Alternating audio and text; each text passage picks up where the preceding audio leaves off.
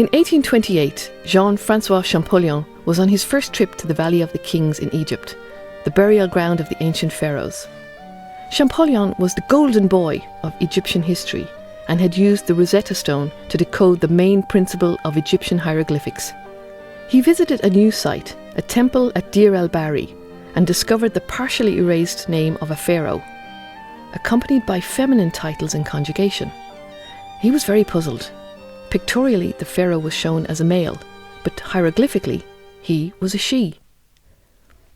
When excavations finally began on the site, archaeologists uncovered scenes of brutal destruction and vicious desecration.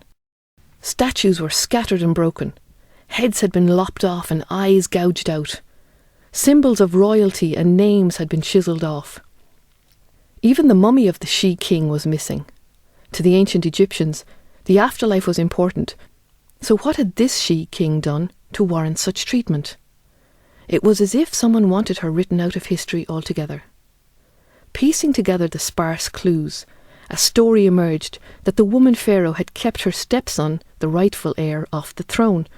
In revenge, her stepson had brutally killed her and removed any reference to her as pharaoh.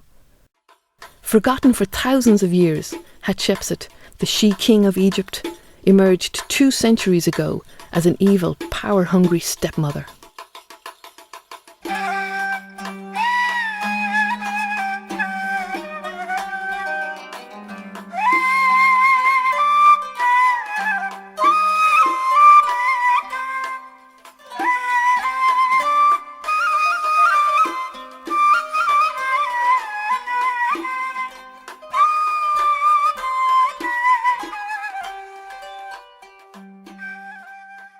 Hatshepsut was born 3,500 years ago into the Egyptian royal family. When the time came for marriage, she married her half-brother.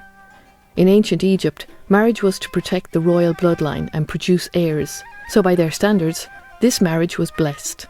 When the old pharaoh, Hatshepsut's father, died, her husband-brother, Thutmose II, became pharaoh. The pharaoh had 2 children, a daughter by his sister-wife Hatshepsut, and a son by a minor wife in the harem. However, Thutmose II was not very strong. He soon became ill and died. His young son, Thutmose III, was pharaoh now. For the moment, however, the child was deemed too young to take the throne. So his stepmother, Hatshepsut, became queen regent, handling the affairs of state until the young pharaoh came of age. But after 5 or 6 years, Hatshepsut stepped out from the shadows and became king of Egypt herself. Hatshepsut took control of the government and armies. She surrounded herself with a group of loyal officials who held key positions in her government. She emphasised commercial expansion and traded Egyptian merchandise for gold, spices, tusks and ebony. As trade increased, wealth increased, and Hatshepsut began building. Her building projects far outstripped any of her predecessors, both in scale and creativity. And building work was spread far and wide throughout Egypt, from the Sinai to Nubia. She rebuilt what had been destroyed in the past by foreign armies. She expanded on her father's building work, and then she initiated her own. But instead of employing traditional architectural styles, she created new styles of building, which are still echoed in modern architecture. Although principally a peaceful time, Hatshepsut also led military campaigns into countries that bordered the vast Egyptian empire. She ruled for almost 22 years, changing the mental and physical landscape of Egypt and phenomenally increasing the wealth of the country. She died around 1458 BCE.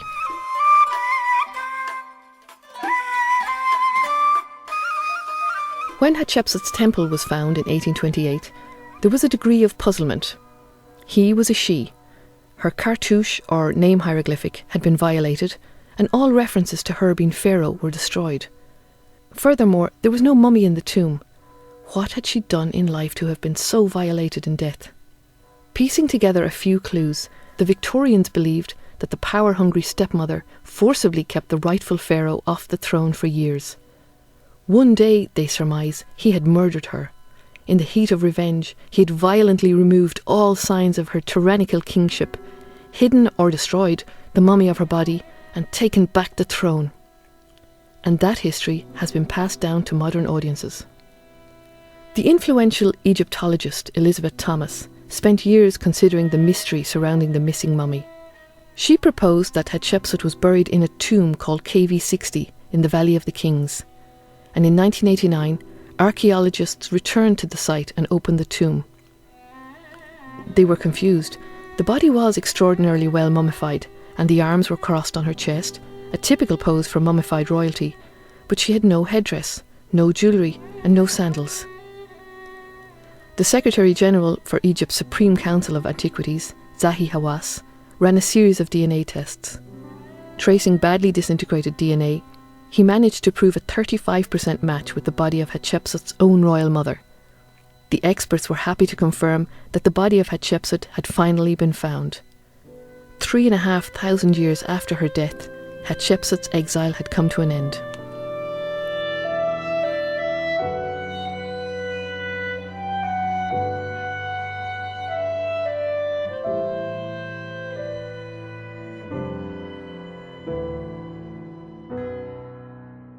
But questions remain.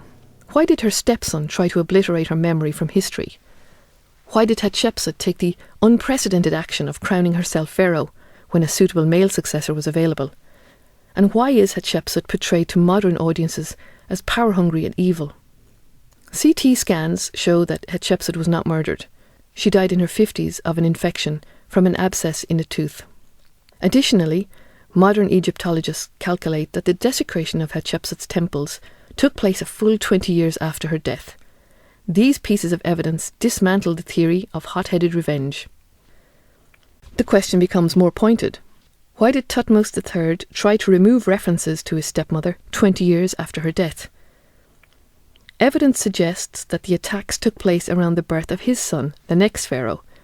Also, the attacks seem to target the kingship period of Hatshepsut. Other references remain intact, for example, references to Hatshepsut in the initial regency period. These factors suggest that the desecration was somehow linked to succession, not revenge. But why did Hatshepsut crown herself pharaoh in the first place? Was it naked ambition, the culmination of years of calculation by a ruthless woman? Art from early in the co-regency period with her stepson shows Hatshepsut standing behind and clearly subordinate to the young pharaoh. It would seem that for a while at least, she was content to be co-regent. We also know from art that Hatshepsut led military campaigns, but only a pharaoh could lead an army. It may be that there was a political crisis. The male pharaoh was deemed too young, but someone had to take control and lead the country. It is feasible that Hatshepsut was propelled out of regency into kingship to save Egypt. And then, having taken leadership, having become pharaoh, she had to remain. Becoming pharaoh meant being a god until death.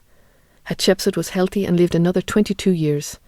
Meanwhile, her stepson was waiting in the wings.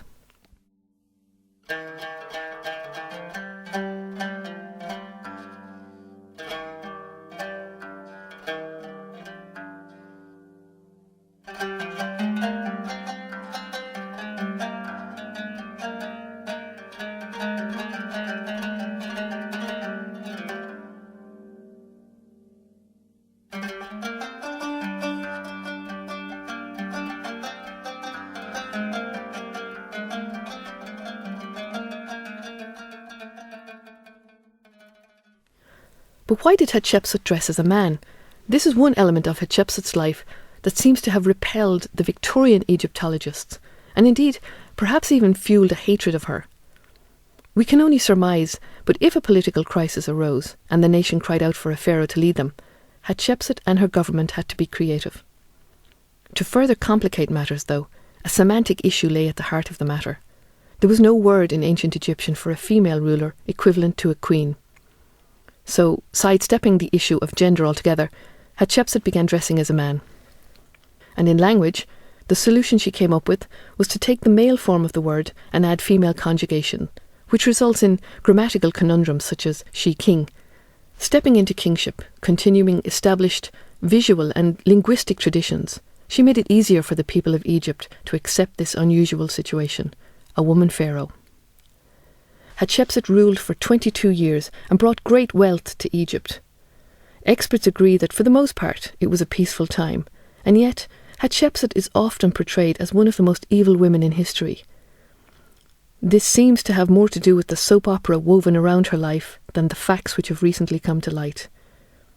Given the extraordinary circumstances of her kingship, Hatshepsut handled the situation with shrewdness and dexterity, but she seems to have anticipated her problematic reign when she wrote, "Those who shall see my monuments in future years, and shall speak of what I have done, beware of saying it did not happen, nor say it was a boast, but rather how like her this is, and how worthy of her father."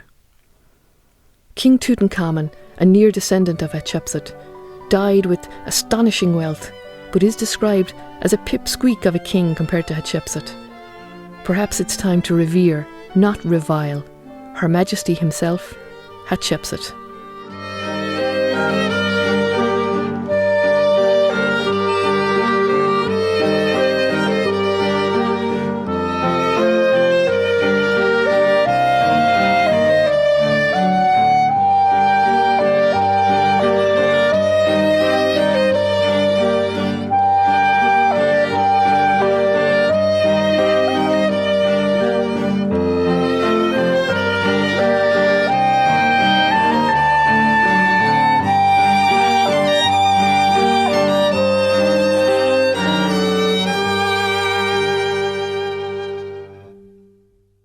Amazing Graces is an original radio documentary series about the forgotten women of history. The series is conceived and produced by Breach Brennan.